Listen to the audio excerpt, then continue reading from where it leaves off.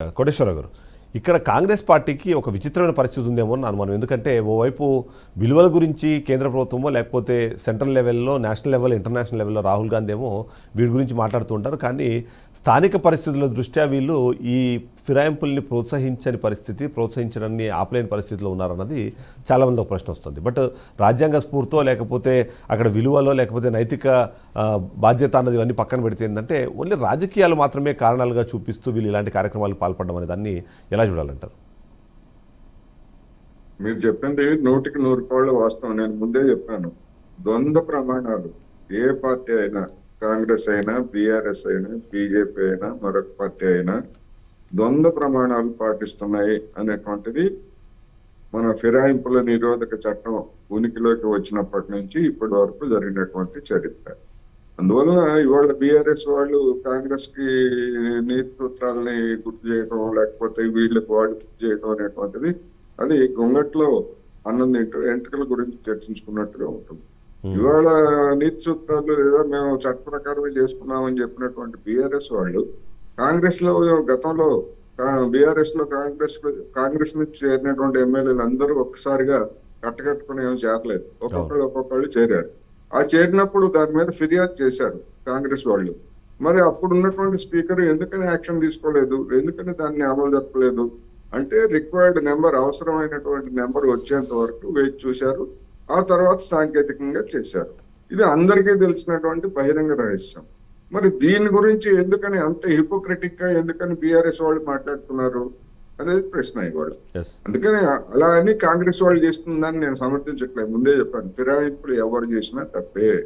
మరి తలసాని శ్రీనివాస్ యాదవ్ అని మరి తెలుగుదేశం నుంచి చేర్చుకొని మంత్రి పదవి ఇచ్చారు. బంగారు తెలంగాణ, లేకపోతే తెలంగాణ ఆత్మగౌరవం ఇట్లాంటివి అన్నారు. మరి మీరు ఈ పదవులు ఇచ్చినటువంటి వాళ్ళు, చేర్చుకున్నటువంటి వాళ్ళందరూ ఆ తెలంగాణ ఏర్పాటుని వ్యతిరేకించినటువంటి వాళ్లే కదా. అప్పుడేమైంది ఆత్మగౌరవం, బంగారు తెలంగాణ అనేటువంటి ప్రశ్న జనం నుంచి వస్తుంది. నా నుంచి కూడా అదే ప్రశ్న వస్తాం. రెండోది, బంగారు తెలంగాణ కనుక అయ్యేట్లయితే ఏమిటి బంగారు తెలంగాణ అంటే ఏమిటి, ఇది చర్చ. మరి బంగారు తెలంగాణ తెచ్చినటువంటి పార్టీకి అసెంబ్లీ ఎన్నికల్లో ఓడిపోయింది, లోక్సభ ఎన్నికల్లో అసలు ప్రాతినిధ్యం లేకుండానే డిపాజిట్లు ఎందుకు కోల్పోయింది? అందుకని ఇవన్నీ కూడా రాజకీయాల్లో చెప్పేటువంటి మాటలు తప్ప వాస్తవానికి దీన్నే హిపోక్రసీ అంటారు. ఏ పార్టీ అయినా, కాంగ్రెస్ అయినా, బీజేపీ అయినా, బీఆర్ఎస్ అయినా హిపోక్రాట్లుగా మారి ఎదుటి వాళ్ళకి చెప్పేటందుకే నీతులు అన్నట్టుగా మాట్లాడుతుంది. దీనివల్ల అదనంగా వచ్చేది వాళ్ళ ఉన్నది. ఇప్పుడు అరకిపూడి గాంధీ గారిని పిఎస్సి చైర్మన్ గా నియమించారు. మరి నియమిస్తే ఒకవేళ అదే కనుక అయ్యేట్లయితే మనం చూసాం, పక్కనే ఉన్నటువంటి ఆంధ్రప్రదేశ్ లో రఘురామకృష్ణరాజు అనేటువంటి ఎంపీ అధిష్టాన వర్గం మీద తిరుగుబాటు చేసి ఆయన పార్టీకి వ్యతిరేకంగా భిన్నంగా మాట్లాడినా గానీ చివరి వరకు 5 ఏళ్ల పాటు పార్టీ నుంచి బహిష్కరించకుండా అట్లాగే ఉంచి వైసీపీ సభ్యుడిగానే ఉన్నాడు సాంకేతికంగా. కానీ ఆయన బయట కార్యకలాపాలకు కూడా వైసీపీకి వ్యతిరేకమైనటువంటి. ఎందుకని ఆ రోజు బహిష్కరించలేదంటే బహిష్కరిస్తే అతని సభ్యత్వం నిలుస్తుంది. ఇప్పుడు అరకిపూడి గాంధీ గారిని కూడా బీఆర్ఎస్, అరకిపూడి గాంధీ కావచ్చు, ఇంకా ఈ మిగిలినటువంటి కాంగ్రెస్ లో చేరామని చెప్పుకున్నటువంటి ఎమ్మెల్యేలను కూడా వాళ్ళు బహిష్కరిస్తే వాళ్ళ సభ్యత్వాలు మిగులుతాయి. ఎందుకంటే ఏ పార్టీకి తనటువంటి వాళ్ళుగా మారుతారు, తర్వాత వాళ్ళ ఇష్టం అది. మరి అందుకని అటువంటిది మరి బీఆర్ఎస్ కఠినంగా ఎందుకు లేదు? వీళ్ళు కూడా అంటే వీళ్ళు ఆడుతున్న నాటకం వీళ్ళు ఆడుతున్నారు, కాంగ్రెస్ ఆడుతున్న నాటకం కాంగ్రెస్ ఆడుతా ఉంది. అందుకని మధ్యలో జనాన్ని ఎరువాళ్ళని చేస్తున్నారు. అయితే ఒకసారి కైలాష్ నేత గారు, టీపీసీసీ అధికార ప్రతినిధి, మనతో పాటు ఫోన్ లైన్ అందుబాటులోకి వచ్చారు. కైలాష్ నేత గారు, గుడ్ మార్నింగ్ సార్. నమస్తే. ఏంది అంటే పిఎస్సి చైర్మన్గా ఒకవేళ నిజంగానే బీఆర్ఎస్ నాయకులు ఉంటే, ముఖ్యంగా చూస్తే వాళ్ళు అంటే బీఆర్ఎస్ ప్రతిపాదించింది హరీష్ రావును ప్రతిపాదించారు. హరీష్ రావు పిఎస్సి కమిటీ చైర్మన్గా ఉంటే మీరు ఏదైతే ఈ మొత్తం సమాధానం చెప్పాల్సిన అవసరం ఉంటుందని భయపడి ఆయన కాకుండా అరకిపూడి గాంధీని తీసుకొచ్చారా? లేకపోతే అరకిపూడి గాంధీకి ఏదో ఒక పదవి ఇవ్వాలి కాబట్టి ఏదో ఒకటి అంటే పార్టీని ఫిరాయించే క్రమంలో ఏదో ఒక హామీ తెచ్చుంటారు, ఆ హామీలో భాగంగా ఆయన పిఎస్సి చైర్మన్ ఇచ్చారా?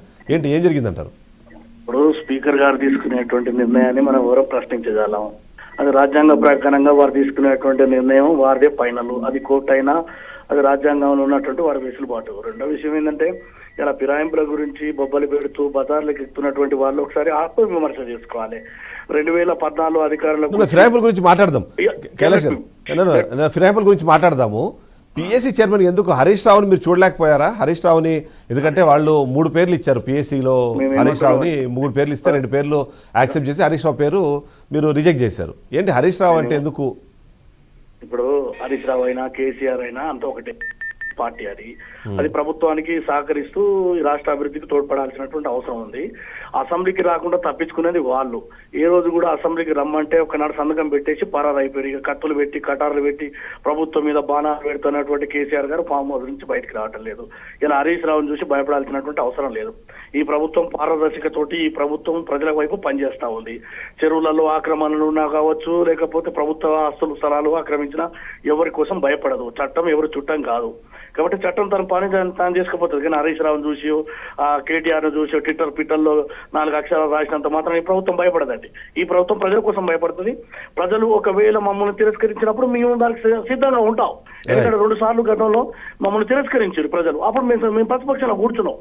కానీ అంతేగాని ఇవాళ ప్రభుత్వం ఏదో ఊరికి ఒక వ్యక్తులను చూసి, లేకపోతే వాళ్ళు ఏదో బొబ్బలు పెట్టి పెడబొబ్బలు పెట్టి దొంగ ఛానళ్లలో లేకపోతే మరొక కొంత సొంత మీడియాలో ప్రచారం చేసుకున్నంత మాత్రాన రేవంత్ రెడ్డి గారు ప్రభుత్వం భయపడే సమస్య లేదు. రేవంత్ రెడ్డి గారు ప్రజల వైపు ప్రజల కోసం పనిచేస్తూ ఉన్నారు. ఒకవేళ మేము నిజంగా తప్పు చేస్తే భవిష్యత్తులో శిక్ష మాకు తప్పదు. మేము చట్టానికి అతిథులం కాదు, చట్టం మా ఇంటి చుట్టం కాదు. ఇది క్లియర్. ఇక రెండో విషయము, వాళ్ళు చట్టసభల్లోకి వచ్చి ఈ ప్రభుత్వం చేసే తప్పుల మీద ఎలిగెత్తి చాటమంటున్నాం కదా. ముఖ్యమంత్రిని గతంలో పనిచేసినట్టు 10 సంవత్సరాల అనుభవం కేసీఆర్ గారిని కూడా రమ్మంటున్నాం. దీంట్లో మీరు అర్థం చేసుకోవాల్సింది ఏంటంటే, ఒక హరీష్ రావు గారికి ఒక్కరికే అదేదో పైనుంచి వారు ఊడిపడలేదు. ఈ దేశంలో ఆయన ఒక్కరే మేధావి కాదు. ఆయన కంటే మేధావి అని ఈ రాష్ట్రంలో 10 సంవత్సరాలు పరిపాలించిన కేసీఆర్ని రమ్మంటున్నాం కదా. అదే ఇప్పుడు మీరు అన్నట్టుగా కేసీఆర్ని ఏమో రమ్మంటున్నారు.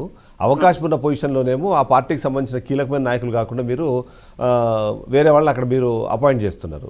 సో అది ఎక్కడ చోట అంటే అది కాంట్రడిక్టరీ స్టేట్మెంట్ కాదా? ఇప్పుడు ఒకటి మీ విషయం గుర్తుపెట్టుకోండి. తలసాని శ్రీనివాస్ యాదవ్ తెలుగుదేశంలో పనిచేసిండు.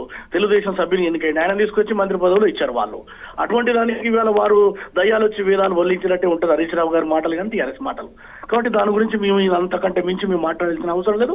ముఖ్యమంత్రి గారు స్పష్టంగా పారదర్శకతోటి రాష్ట్ర ప్రజల యొక్క అభ్యున్నతి కొరకు అన్ని వర్గాల అభ్యున్నతి కోసం. కైలాష్ గారు, రేవంత్ రెడ్డి గారు ఏ పార్టీ నుంచి వచ్చారండి? కైలాష్ గారు, ఏమండి రేవంత్ రెడ్డి గారు ఏ పార్టీ నుంచి వచ్చారు?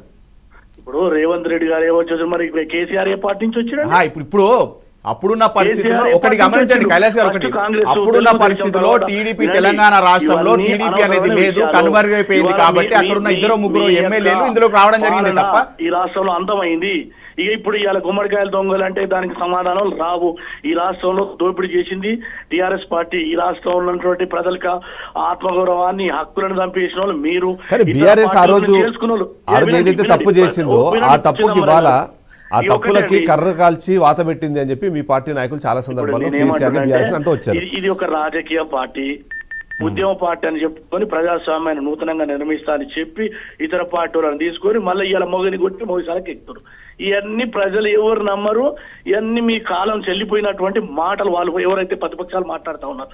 కాబట్టి ఇవాళ మేము ఒక్క మాట మేము సూటిగా అడుగుతున్నాము. 10 సంవత్సరాల పాలనలో ఏ ఒక్క రోజున ఒక ప్రజాస్వామిక గొంతు మాట్లాడిందా అసెంబ్లీలో? వారున్న ఇవాళ అసెంబ్లీలో మేము మాట్లాడే అవకాశం ఇచ్చినాం. ముఖ్యమంత్రి రమ్మంటున్నాం, చర్చలో మీరు మాట్లాడమంటున్నాం, తప్పప్పుడు మా ఏమైనా ఉంటే ప్రజల మధ్య పెట్టమంటున్నాం. కానీ తప్పించుకొని పారిపోయి ముఖ్యమంత్రిగా రేవంత్ రెడ్డి గారు ఒక రైతు బిడ్డగా పేద ప్రజల వైపు నిలబడుతున్నారు. మీరు రైతు బిడ్డ రేవంత్ రెడ్డి గారు రైతు బిడ్డ అంటున్నారు కదా. ఈ రోజు మరి ఇంకా 21 రోజులు అయితే వానాకాలం పంట అయిపోయింది. రైతు భరోసా ఇస్తా అన్నారు, మీ మేనిఫెస్టోలో చెప్పారు. ఎప్పుడు ఇస్తారండి? తప్పకుండా సమయం వచ్చినప్పుడు. ఎప్పుడు పంట అయిపోయిన తర్వాత ఇస్తారా? వినండి, ఇగో మీరు ఇంటికి ఒక ఉద్యోగం చెప్పారు, డబుల్ బెడ్రూమ్. మేమేం చెప్పినా కాదండి. మీరు ఈ రోజు 100 రోజుల్లో 2 లక్షల ఉద్యోగాలు అన్నారు. రుణమాఫీ క్లియర్ గా చేయలేదు, రైతు భరోసా ఇంకా ఇయ్యనే లేదు. ఇవాళ 32,000 కోట్లతోటి మిమ్మల్ని ప్రజలు ఎక్కడ హైదరాబాద్ పేరుతో పేదవాళ్ళు, బడుగు బలహీన వర్గాలు, నిరుపేదల గుడిసెలు వేసుకున్న ఇండ్లు కూలగొట్టి వాళ్ళని వర్షాలలో చెట్ల కింద రేకుల కింద ఉండే పరిస్థితి తీసుకొచ్చి నాగార్జున పల్లం రాజు గుడిసెలేసుకొని ఉంటున్నారు.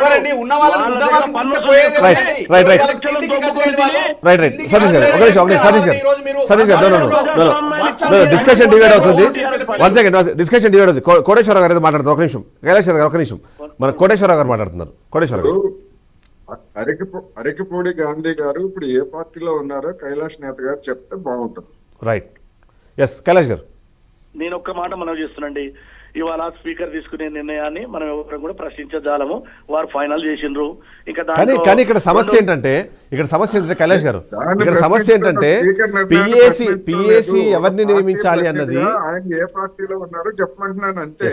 అయితే పిఏసి నేను క్వశ్చన్ చేయట్లేదు. ఎస్, 2 పాయింట్లు ఉన్నాయి ఇక్కడ కైలాష్ గారు, 2 పాయింట్లు. ఒకటి ఏంటంటే అది ఖచ్చితంగా చైర్మన్ గారు తీసుకునే నిర్ణయమే, కానీ ఆ చైర్మన్ గారి నిర్ణయాన్ని ప్రభావితం చేసేది లేకపోతే వాటిని రికమెండ్ చేయాల్సింది ప్రతిపక్షం. మా పార్టీ నుంచి వీళ్ళ పేర్లు ఇస్తున్నాం, మేము వీళ్ళ పేర్లతో ఉన్న వాళ్ళలో ఎవరో ఒకరిని మీరు పిఎస్సీ చైర్మన్గా పెట్టాలని చెప్పి దానికోసం 3 పేర్లు ఇచ్చారు. అందులో ఇద్దరికేమో మీరు పిఎస్సీ కమిటీలో చోటు ఇచ్చారు, ఒకరినేమో తీసేశారు. అయితే ఒకవేళ 9 మంది కాకుండా 10 మంది సేమ్ అదే మెంబర్ పొజిషన్లో కానీ పోటీ పడితే అక్కడ ఎలక్షన్ నిర్వహించాలి అన్నది మన అసెంబ్లీ మాన్యువల్లో ఉంది. దాన్ని కూడా మీరు పక్కన తప్పించేశారు.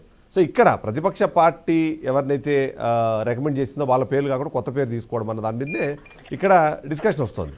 స్పీకర్ గారి నిర్ణయం మనం ఎవరు తప్పడాల్సిన అవసరం లేదు, కానీ బట్ ఆ నిర్ణయం తీసుకునే క్రమంలో పాటించాల్సిన మాన్యువల్ ఏమైంది? కైలాష్ గారు సార్ ఒక్క మాట మనం చేస్తా ఉన్నా, ఇవాళ స్పీకర్ నిర్ణయాన్ని మనం క్లియర్ గా చెప్తున్నాము. స్పీకర్ యొక్క పరిధిని మనం ప్రశ్నించలేము. వారు ఏ నిర్ణయం తీసుకున్నో దానికి అందరూ కట్టుబడి ఉండాల్సింది. ఇంకా అనుమానం ఎందుకు? ఇవాళ మీకు వాళ్ళు గతంలో వారు తీసుకున్న నిర్ణయాలు 21 మంది మారితే ఆ రోజు స్పీకర్ నిర్ణయం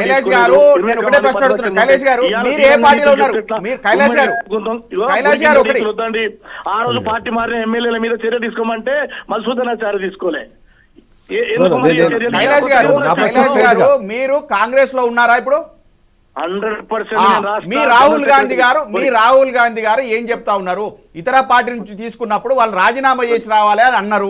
రేవంత్ రెడ్డి గారు కూడా ప్రతిపక్షంలో ఉన్నప్పుడు కాన్స్టిట్యూన్సీలన్నీ తిరుగుతూ వేరే పార్టీ నుంచి పార్టీలు మారినారు, రాళ్లతో కొట్టాలన్నాడు. దీనికి మీ సమాధానం ఏంది? మీరు నిజంగా రాహుల్ గాంధీ గారిని మీరు ముందుకు తీసుకెళ్తున్నారా? రాహుల్ గాంధీ గారు చెప్పే మీ అధినాయకత్వం మాటలు మీరు వింటున్నారా, వినట్లేదా?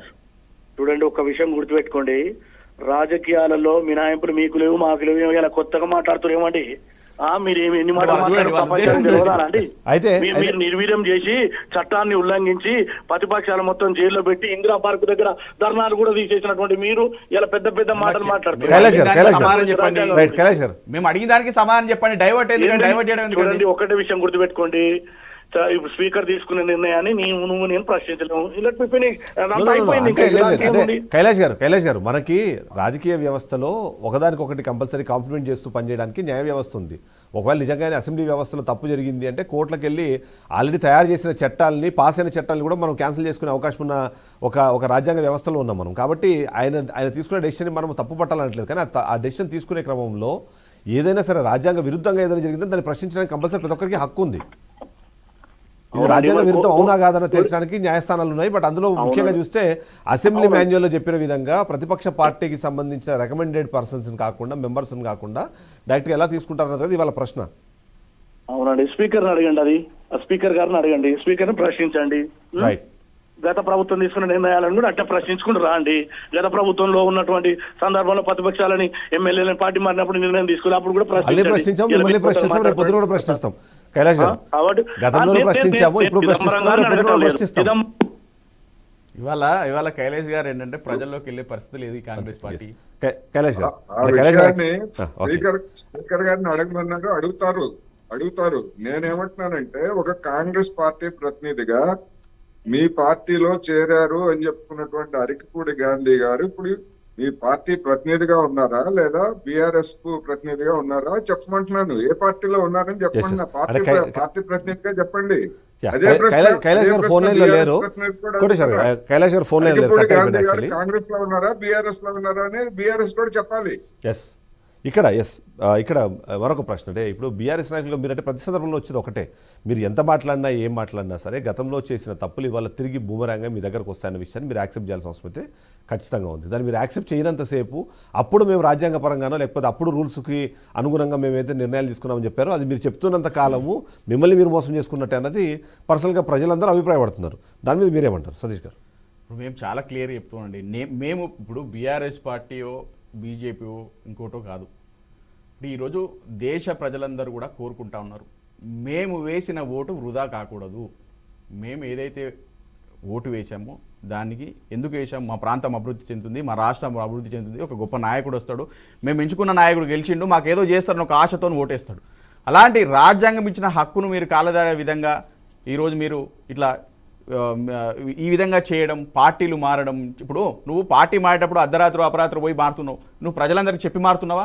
నువ్వు ఎలక్షన్స్కి వచ్చినప్పుడు ఇంటింటికి పోయి అయ్యా కారు గుర్తుకోయండి, అయ్యా ఇంకో గుర్తుకోయండి అని చెప్పి మీరు తిరిగి ఓట్లాడుకుంటున్నారు. కానీ మీ స్వలాభాల కోసమో మీ ఇంకేదైనా పదవుల కోసమో ఈరోజు పార్టీలు మారి మేము నియోజకవర్గ అభివృద్ధి కోసం పార్టీ మారినామని చెప్పడం చాలా దౌర్భాగ్యకరం. ఈరోజు రాష్ట్ర ప్రజలందరూ కూడా ఏంటంటే ఈ పార్టీ నాయకులందరూ ఒక టెంప్లెట్ తయారు చేసుకున్నారు. ఆ టెంప్లెట్ తయారు చేసుకున్నప్పుడు ఏంటంటే టిక్కులు పెట్టడానికి ఆప్షన్ పెట్టుకున్నారు. నేను ప్రస్తుతము డాష్ పార్టీలో ఉన్నాను, నియోజకవర్గ అభివృద్ధి లేదా ఒక టిక్ బాక్స్, లేదా స్థానికంగా ఉన్న రాజకీయ పరిస్థితులు, లేదా మా కార్యకర్తల అభిష్టం మేరకు, లేదా మా ప్రజల అభిష్టం మేరకు అని చెప్పి ఒకటి పెట్టుకొని టిక్ పెట్టేసి కాబట్టి ఈ పార్టీలోకి మారుతున్నాను అని చెప్పేసి కింద సంతకం పెట్టేసి పేపర్లు ఇచ్చేస్తున్నారు.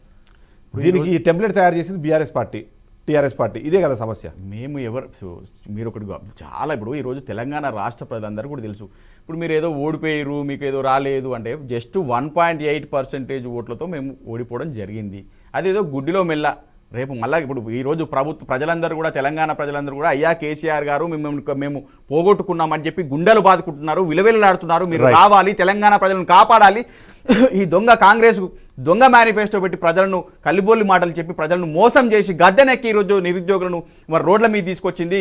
మరి ఎంతోమంది ప్రజలందరూ కూడా చిత్రవద చేస్తుంది. రైతులకు రుణమాఫీ లేదు, రైతు భరోసా లేదు, ఏ విధంగా కూడా వీళ్ళు ఆదుకునే పరిస్థితులతో కాంగ్రెస్ పార్టీ లేదు. ప్రతిదీ కూడా అబద్ధం, ద్వంద్వ వైఖరి. రాహుల్ గాంధీ గారు ఒకటి చెప్తారు, రేవంత్ రెడ్డి గారు ఒకటి చెప్తారు.